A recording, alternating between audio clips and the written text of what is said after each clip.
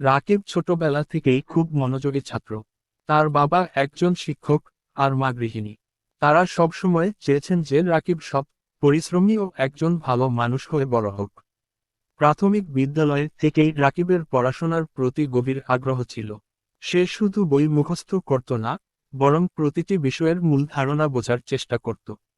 স্কুলে তার শিক্ষকেরা তাকে খুব ভালোবাসতেন, কারণ সে শুধু নিজের পড়াশোনার প্রতি মনোযোগী ছিল না, বরং সহপাঠীদেরও সাহায্য করত। মাধ্যমিক পরীক্ষার সময় তার বাবা হঠাৎ অসুস্থ হয়ে পড়েন।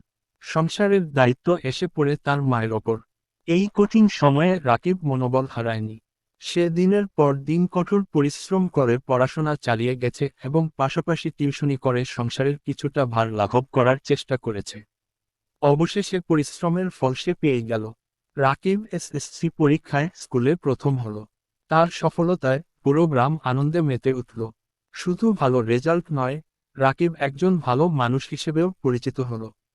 সে ভবিষ্যতে শিক্ষক হতে চায়, যাতে সে আরও অনেক শিক্ষার্থীকে গড়ে তুলতে পারে। রাকিবের গল্প আমাদের শেখায় যে ইচ্ছাশক্তি, অধ্যবসায় ও সততার মাধ্যমে যেকোনো প্রতিকূলতাকে জয় করা সম্ভব।